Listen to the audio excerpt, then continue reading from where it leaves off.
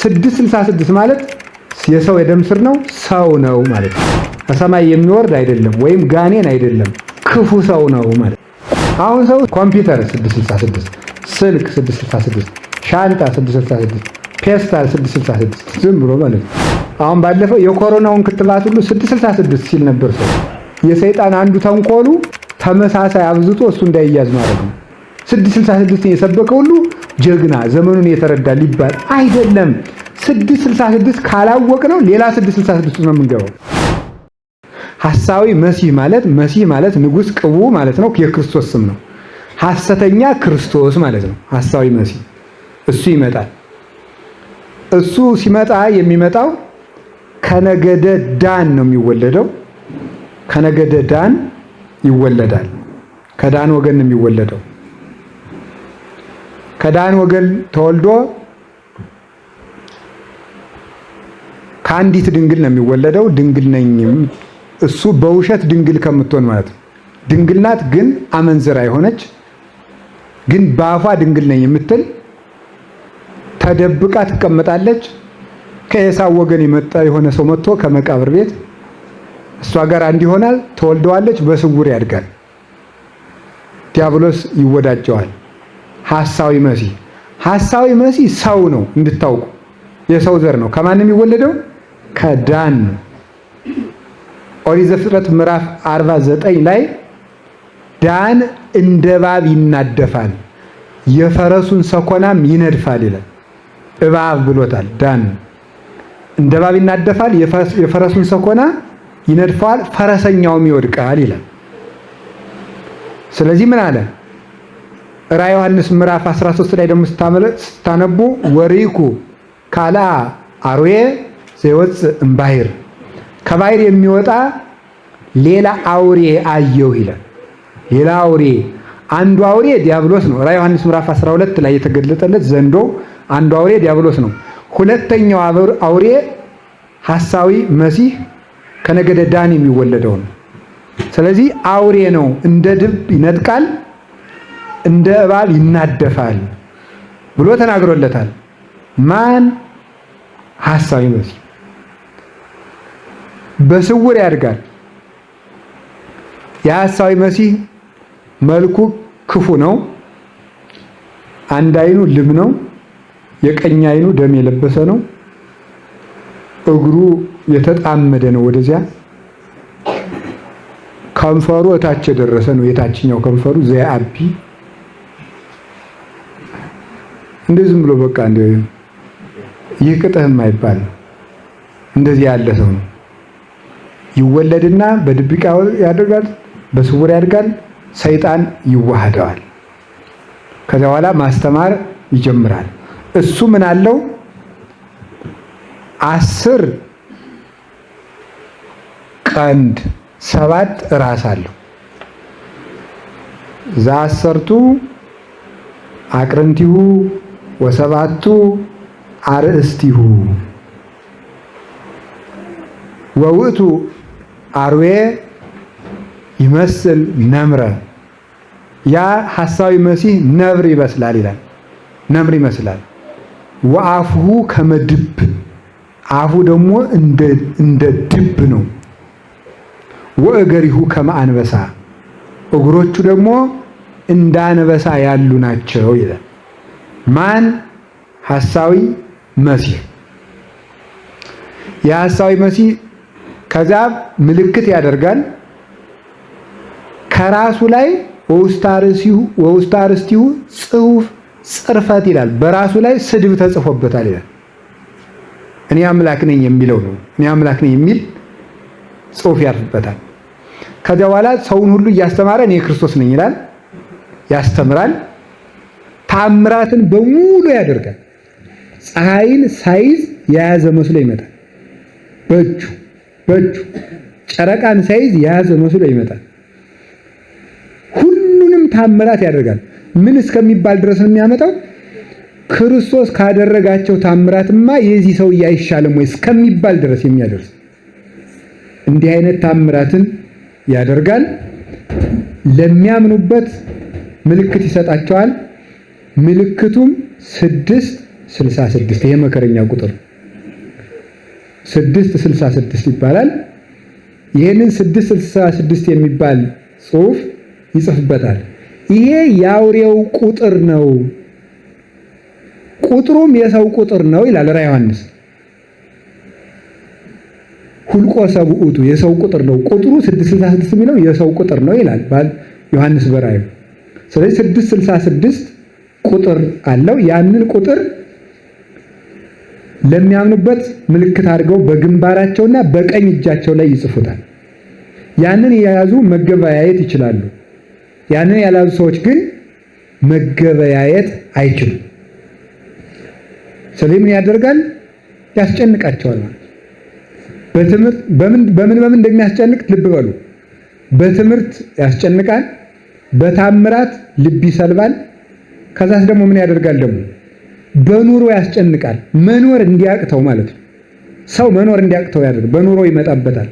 መጨረሻ ላይ የሚያደርገዋል ደግሞ ይገላቸዋል። እምቢ ያሉት እንደዚህ አድርጎ በቤተ መቅደስ ላይ በሙሉ የሱን ስዕል ያቆምበታል። ለሱ እንዲሰገድለት ያደርጋል። ግፍን ሁሉ ያደርጋል። አውሬ ይመስላል የተባለው ይሄ ምንድን ነው የሚባለው? እንደ ነብር ይመስላል የተባለው ነብር ፍጥነት፣ ንፉግነት እና ጭካኔ ያለው ነብር ቶሎ ብሎ ምንድን ነው የሚያንቅ አንገት አይደለም። የቤተ ክርስቲያን አንገቷ ምንድን ነው? ሃይማኖት። ስለዚህ ሃይማኖቷን ያንቃታል ማለት ነው። ነብር ፈጣን ነው። ሐሳዊ መሲህን ፈጥኖ ያሳስታል። ምሕረት አያደርግም፣ ይገላቸዋል። እንደ ድብ ይቅርታ ለውጫዋለሁ። አፉ ከማንበሳ እገሪሁ ከመድብ ነው። እግሮቹ እንደ ጅብ ናቸው፣ እንደ ድብ ናቸው ማለት ያ እግሩ ብርቱ ነው። አጭር ነው ግን ብርቱ ነው። ሐሳዊ መሲህ የግዛቱ ዘመን አጭር ነው ግን ብርቱ ነው። በቤተ ክርስቲያን ላይ ሙሉ አቅሙን ይዞ ይዋጋታል። መከራ እንደዚያ ዘመን የሚጸናበት የለም። ከዚያስ ምን ያደርጋል?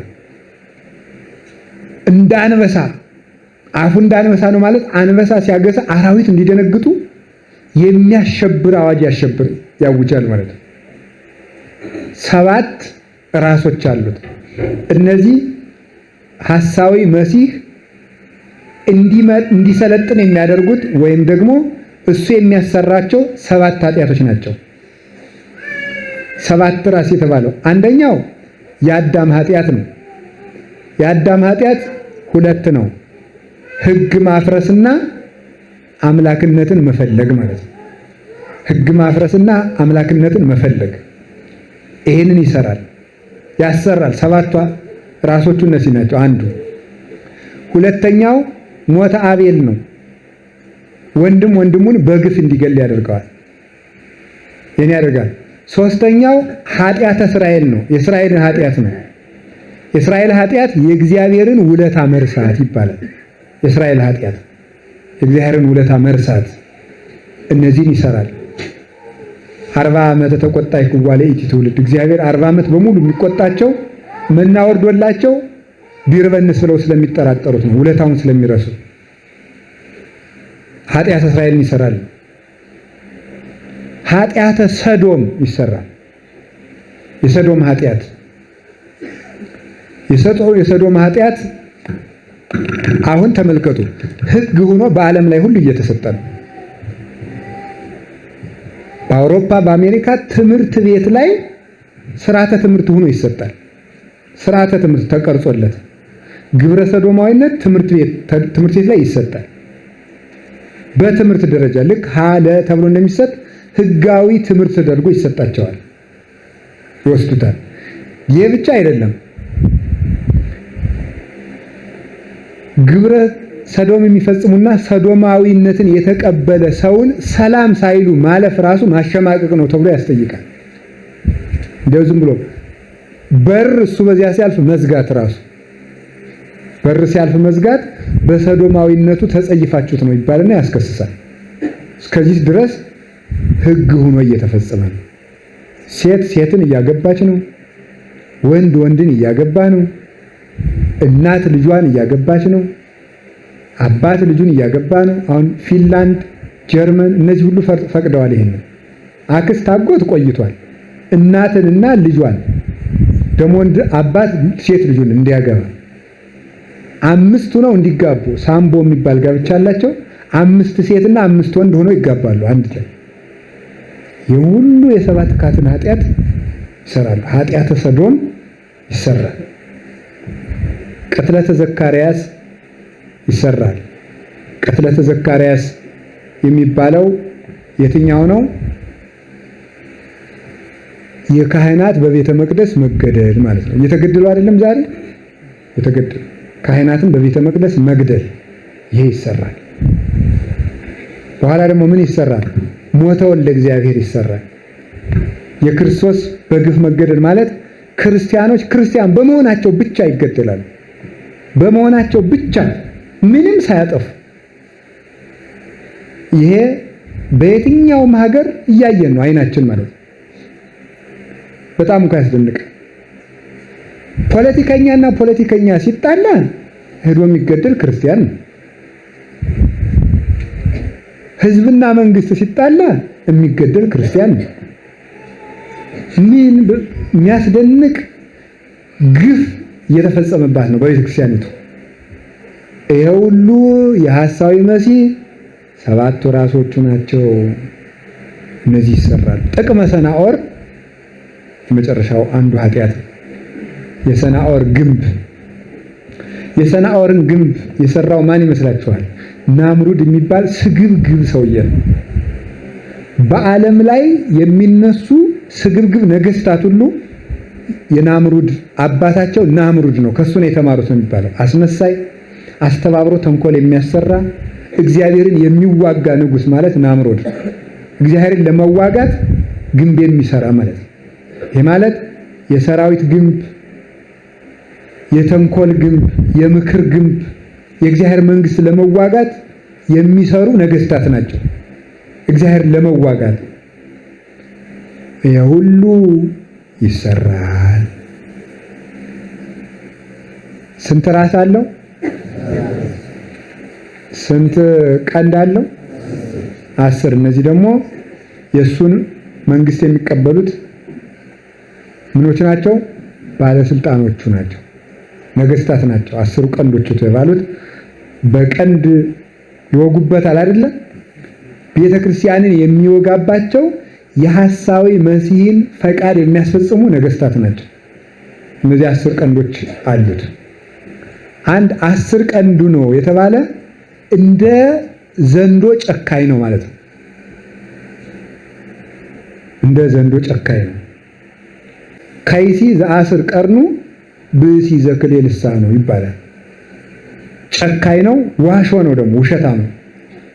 5ቱም የውጩ 5ቱም የውስጡ ህዋሳቶቹ በሙሉ ቤተክርስቲያንን ለማጥፋት ይጠቀምባቸዋል። ጌታ ታስታውሳላችሁ፣ 5 የውጭ 5 የውስጥ ህዋሳት ሰጥቶናል። በእነዚህ እግዚአብሔር እናገለግልበታለን። ሐሳዊ መሲህ ግን 10ሩንም ህዋሳቱን እግዚአብሔርን ለመዋጋት ይጠቀምበታል። ይሄን ያደርጋል። የአውሬው እሱም የወጣ ከምንድን ነው? ከባህር ነው የወጣ። ክርስቶስ የወጣ ከየት ነው? ምሕረቱ ከየት ነው? ከሰማይ አትሉም እንዴ? አቤት ማባቡ ወጻይኩ አይደል? ወመጻይኩ ዘየ ከአባቴ ወጣው ወደዚህም መጣሁ፣ ከሰማይ ወርጄ መጣሁ ነው ያለ። ክርስቶስ ከሰማይ ነው የወረደ። ሐሳዊ መሲህ ግን ከዓለም ነው የሚገኝ፣ ከዓለም ይገኛል። ስለዚህ ማለት ነው ከባህር ሲወጣ አውሬው ከባህር የወጣ ነው ማለት ዓለም የምትከተለው ሰው ነው። ዓለምን ባህር ይላታል። ሞገዷ የበዛ ነው። ይህች ዓለም ሁከቷ ብዙ ነው። ባህር ነፋስን ተከትላ ትጓዛለች። ዓለምም ወረተኛ ናት። ስልጣንን ተከትላ ትሄዳለች።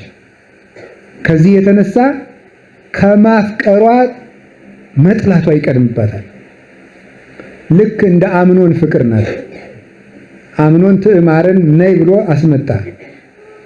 እህል አልበላው እስኪል ድረስና ሰውነቱ እስከሚከሳ ድረስ ይወዳት ነበር። የማይገባ ስራ ከሰራ በኋላ ግን ቀድሞ ከወደዳት ፍቅር ኋላ የጠላት ጥላቻ በለጠ ይላል። ይህንን ያህል ዓለም ፍቅር እንደዚያ ነው። ከመውደዷ መጥላቷ ይጸናል። ይህንን የሚያደርግ ከባህር የሚወጣ ነው። መነሻው ምቾት ነው። አሁን ይሄን ምን ያደርጋል እሱ? ሐሳዊ መሲህ ቁጥሩ ስንት ነው? አቤት 666 666 ነው ማለት ሰውየው ሰው ነው ማለት ነው። ሲሰው በሉ የሰው ልጅ የደም ስሮቹ ናቸው እነዚህ። የሰው ልጅ የደም ስሮቹ ስለሆኑ ቁጥሩ 666 ነው ማለት ሰው ነው ማለት ነው። በቀር ዝም ብሎ አሁን ሰው ኮምፒውተር 666፣ ስልክ 666፣ ሻንጣ 666፣ ፔስታል 666 ዝም ብሎ ማለት ነው። የሰይጣን አንዱ ተንኮሉ ተመሳሳይ አብዝቶ እሱ እንዳይያዝ ማድረግ ነው። ሐሳዊ መሲህ እንዳይለይ ሲመጣ እንዳይታወቅ ሐሳዊ መሲህ ያልሆነ ሁሉ ነው እንድንል እያደረገን ስለሆነ ማለት ዝም ብሎ እንትን 66 ይሄ ምንድነው 666 ይሄ ምንድነው 666 የሚል ቁጥር የጠራ ሁሉ ተቆርቋሪ ክርስቲያን፣ 666 የሰበከ ሁሉ ጀግና ዘመኑን የተረዳ ሊባል አይደለም። 666 ካላወቅ ነው ሌላ 666 ነው የምንገባው። 666 ማለት የሰው የደም ስር ነው፣ ሰው ነው ማለት ነው። ሰውየው ከሰው የሚወለድ ነው፣ ከሰማይ የሚወርድ አይደለም፣ ወይም ጋኔን አይደለም፣ ክፉ ሰው ነው ማለት ነው። ቁጥሩ የሰው ቁጥር ነው ያለው ባለራእዩ ዮሐንስ ምዕራፍ 13 ላይ ለዚህ ነው። በቅርብ ብሎ ብርጭቆው ሁሉ 666 ነው ቢሉት 666 ራሱ ሐሳዊ መሲህ ሲመጣ ለማሳሳት የሚጠቀምበት መንገድ ነው። ሌላ ደግሞ 7 ቁጥር ምንድነው? ፍጹም ነው አይደል? 6ስ ከ7 ምን ያለ ነው? ስለዚህ እሱ ምንድነው? ጎደሎ ነው ማለት በነፍስ በስጋ ጎደሎ ሰው ነው፣ ከክብር ያነሰ ነው ማለት ነው። 6 ራሷ ጎደሎ ናት። 6 ሲበዛ 7 ሲበዛ ፍጹም 7 ፍጹም እንዳልነው 6ቱ ሲበዛ ፍጹም ጎደሎ ሰው ነው ማለት ነው። ፍጹም ጎደሎ ከክብር ያነሰ ከዲያብሎስ ያነሰ ነው። እንደውም ሊቃውንቱ እንደሚሉት ለምን ሲባል ዲያብሎስ እኛን ቢያሳስተን የፍጥረት ቢጾቹ አይደለም፣ ባልንጀራዎቹ አይደለም። እሱ ግን ሰው ሆኖ ሰውን ነው የሚያጠፋ። ስለዚህ እሱ ምን ይባል? ከዲያብሎስም የከፋ ክፉ ነው፣ ጎደሎ ሰው ነው። ሰውን ከክብር ያጎላል፣ እባብ ነው። ሰኮና ይነድፋል ማለት ሰኮና ስጋን በሰይፍ ሰኮና ህሊናን በኃጢአት ያሰናክላል። የፈረሰኛውን ፈረስ ይወጋዋል የተባለ ፈረሰኛ ማን ናት? ፈረስ የተባለች ቤተክርስቲያን ናት። ፈረሰኛ የሚባለው ደግሞ ከቤተክርስቲያን ውስጥ የሚኖር ሰው። በአንድ በኩል ደግሞ ፈረስ የተባለ ምን ይመስላችኋል? ስጋው ነው። ፈረሰኛ የሚባል ደግሞ ሰውየው ነው። ፈረሱን ይነድፈዋል፣ ፈረሰኛው ይወድቃል ማለት ስጋውን በኃጢአት በምቾት በአዋጅ ይወጋዋል። ዝም ብሎ ግን ተንገዋሉ የተቀመጠ ሰው በኃጢአት በጣዖት ይወድቃል፣ ክርስቶስን ይክዳል ማለት ነው። ስለዚህ ጎደሎስ ነው። አንድ ደግሞ መርምያዋኦስ ይባላል ስሙ። መርምያዋኦስ ማለት ስሙ ሲቀመር በፊደሎቹ ቁጥር 666 ይመጣል። የስሙ ቁጥር ተደምሮ 666 ነው ማለት ነው። የስሙ ቁጥር ተደምሮ 666 ነው። አሁን ባለፈው የኮሮናውን ክትባት ሁሉ 666 ሲል ነበር ሰው። የኮሮናው ክትባት ይጎዳል አይጎዳም ሌላ ጥያቄ ነው፣ አላውቅም። እሱን ሳይንሳዊ ዕውቀት ያስፈልገዋል። ክትባቱ ሁሉ ግን 666 ነው ማለት ግን ልክ አይደለም። 666 ተባለ ሐሳዊ መሲህ ነው። ቁጥሩ ይሄ ነው። ያንን ቁጥር እያሳመነ ያስቀርጻል። በሰዎቹ ግንባር ይቀርጸዋል። ግንባር የሚቀርጽበት ምክንያት ይሄ መካና አይምሮ ነው። ማሰቢያቸውን ያጠፋል ማለት ነው። ማሰብ እንዳይችሉ፣ እውነትን ከሐሰት እንዳይለዩ፣ የእውነተኛውን ክርስቶስ ትምህርት ከሐሰተኛው ክርስቶስ እንዳይለዩ አይምሯቸውን በምቾትና በዓለም ፍቅር ያስረዋል ማለት ነው። ቀኝ እጃቸውን ይይዘዋል። ምን ማለት ነው ደግሞ? የታምንና ያለው አውርዱ መሳግሪክሙ ውስተ የምነ ሐመር ወትረክቡ ብዙሃ፣ መረባችሁን በቀኝ ጣሉት ብዙ ታገኛላችሁ። ቀኝ የተባለች ወንጌል ናት። ስለዚህ በወንጌል እንዳይጸኑ ያደርጋቸዋል። ጽናታቸውን ያጎላቸዋል፣ ብርታታቸውን ያጠፋዋል። ሰው ሁሉ ትዕግስት የለሽና ደካማ ተስፋ የሚቆርጥ እንዲሆን ያደርጋል። በዓለም ላይ መገበያየት እንዳይችሉ የሐሳዊ መሲህን ቁጥር ይጽፍባቸዋል። ያንን ቁጥር ያልጻፈ እንዳይገበያይ ያደርጋል። ሐሳዊ መሲህ አሁን 666 ተብሎ መጽሐፍ ከተጀመረ ቢያንስ ስንት ዓመቱ ይሆናል? በአንዳንድ ዕቃዎች ላይ ይጻፋል አይደል? እንዲህ ተብሎ መጽሐፍ ከተጀመረ ቢያንስ 10 ዓመት አይሆንም? አይጠቅመውም። አውሮፕላን እኔ ራሴ አይቻለሁ። እየሄድኩበት ማታ በጨለማ አውሮፕላኑ ሲበራ ክንፉ ላይ ቦግ ሲል በመብራቱ ብቻ ነው፣ ቀን አይታይም። መብራቱ ቦግ ሲል ከክንፉ ላይ 666 አለው እና ቦግ ይላል። ታዲያ ቆይ አሁን 666 ከተጻፈ እንደው ይሄ አውሮፕላን ከተሰራ እንኳን 10 ዓመት ነው ብንል የሐሳዊ መሲህ እድሜው ግን 3 ዓመት ከመንፈቅ ነው። ስለዚህ ሐሳዊ መሲህ መጥቷል አልመጣም? አልመጣም። 3 ዓመት ከመንፈቅ ነው ማለት ጠቅላላ እድሜው ሳይሆን የሚያስተምርበት ጊዜና የሚገለጡ ስራ የሚጀምረው 3 ዓመት ከመንፈቅ ነው። በ3 ዓመት ከመንፈቁ እግዚአብሔር ይቀስፈዋል። ለምን? እግዚአብሔር ያንን ቀን ያሳጠረበት ምክንያት ዘመኑ ጨካኝ ስለሆነ የሚተርፍ ስለሌለ እንዲተርፍ ብሎ እግዚአብሔር ዘመኖችን ያሳጥራል። ቆይታው 3 ዓመት ከመንፈቅ ነው። ስለዚህ ሐሳዊ መሲህ ከመጣ አንድ 10 ዓመት 20 ዓመት ሆኖታል የሚል ሰው ውሸት ሆነ ማለት ነው። ምክንያቱም እሱ የሚቆየው የሚያስተምረው ስንት ነው? 3 ዓመት። አሁን ዘመኑ ቀርቧል የሚሉ ሰዎች፣ ሰሞኑን ቀርቧል የሚሉ ሰዎች አሉ። ቅዱስ ጳውሎስ ለተሰሎንቄ ሰዎች ሲገልጥላቸው አንደኛ ተሰሎንቄ ምዕራፍ 2 ላይ እንደነ ያመጻ ልጅ ሳይገለጥ እግዚአብሔር ምጽአቱን ምን አድነው አያደርግም ነው ያለችው። ያመጻ ልጅ ሳይገለጥ የተባለ ማን ነው? ሐሳዊ መሲህ መገለጥ አለበት። ቀድሞ ለትምህርት እሱ ይገለጣል። ስለዚህ አሁን ያ ምልክት ወደፊት ይመጣል። አሁን አንድ ነገር ልንገረው፣ ሐሳዊ መሲህ ወደፊት ቢመጣ ብለው ተስፋ አድርገው የሚኖሩ ነገስታት ይኖራሉ። ዛሬ የሱን ቁጥር እየጻፍን ቆይተን ኋላ ቢቀበለን የሚሉ ሊሆኑ ይችላሉ። ግን 666 ቁጥር ሁሉ የዲያብሎስ ነው ማለት ውሸት ነው።